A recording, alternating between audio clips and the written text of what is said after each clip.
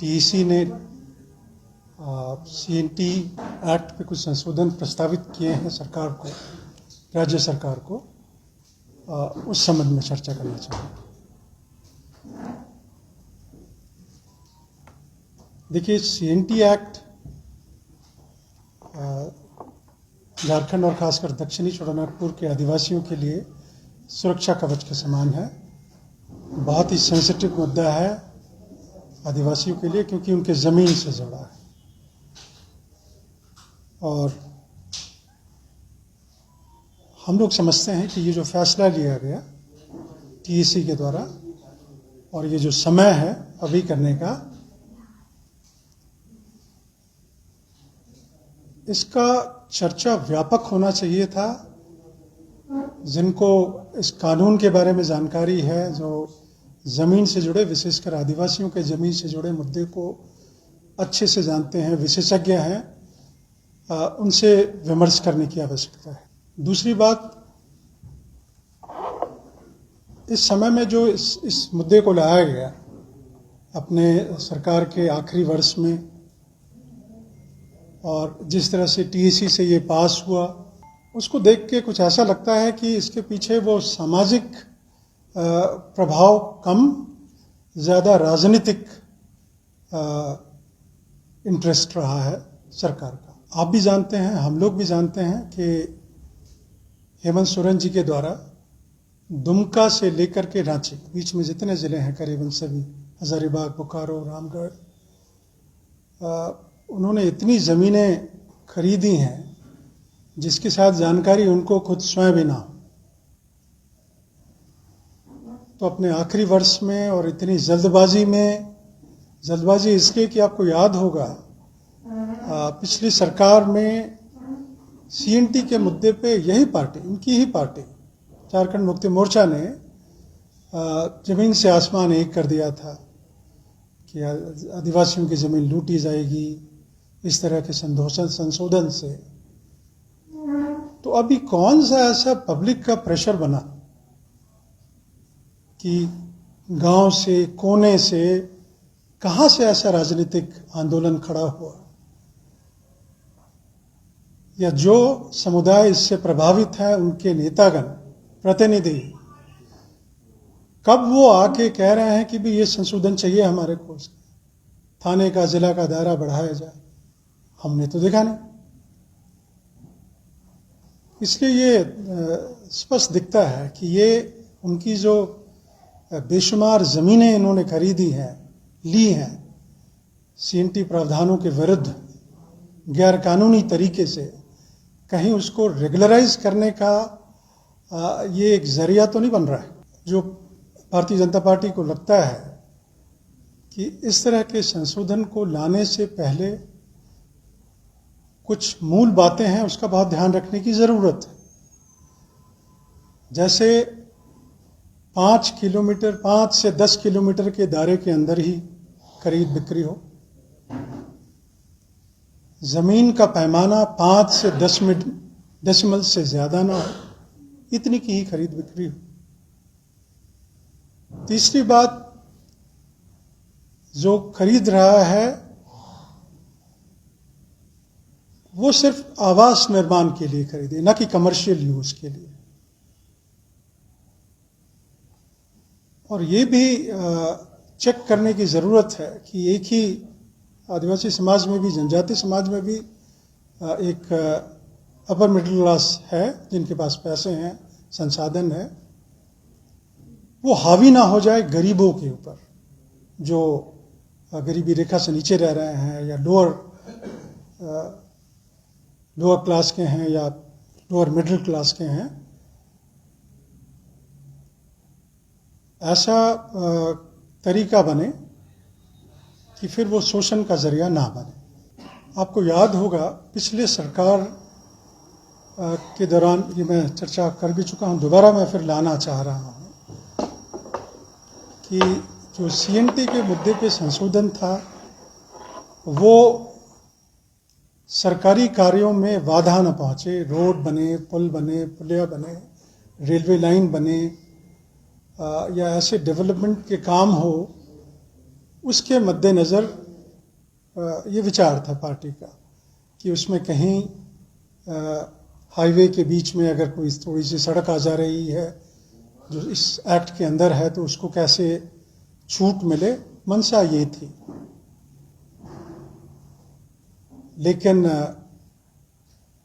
तब के झारखंड मुक्ति मोर्चा द्वारा, कांग्रेस द्वारा और आज जो आरजेडी का इनका अलायंस है, इन लोगों ने पुरजोर विरोध किया, राज्य के कोने कोने में विरोध किया, ये नैरेटिव बनाया, ये अफवाह पैदा किया कि भारतीय जनता पार्टी आदिवासियों की ज़मीन लूटने पे आमादा है। तो अभी का जो ये फैसला है, ये इस पे ज़्यादा विमर्श की ज़रूरत है, वैसे लोगों से चर्चा करने की ज़रूरत है जो इसके विशेषज्ञ हैं, ताकि दूरगामी प्रभाव, दुष्प्रभाव आदिवासी समाज के उन लोगों पे ना पड़े जिनकी ज़मीन बिकने वाली। आदिवासियों की स्थिति की बात है कि एकड़ों एकड़ों ज़मीन होने के बावजूद भी उनके पास पैसे नहीं हैं। तो ये सरकार, चलिए एक बार मान भी लें कि आदिवासियों की सोचती है बात, तो ज़मीन बेचने के अलावा और कोई रास्ता नहीं है उनकी स्थिति को उभारने का। क्यों उनको बैंक से लोन की सुविधा नहीं दिला पा रहे हैं? आप क्यों नहीं, अगर बैंक पे आप प्रेशर बिल्ड नहीं कर पा रहे हैं, कोऑपरेटिव बैंक्स हैं, तो आप कॉर्पस बनाने से आपको कौन रोक रहा है?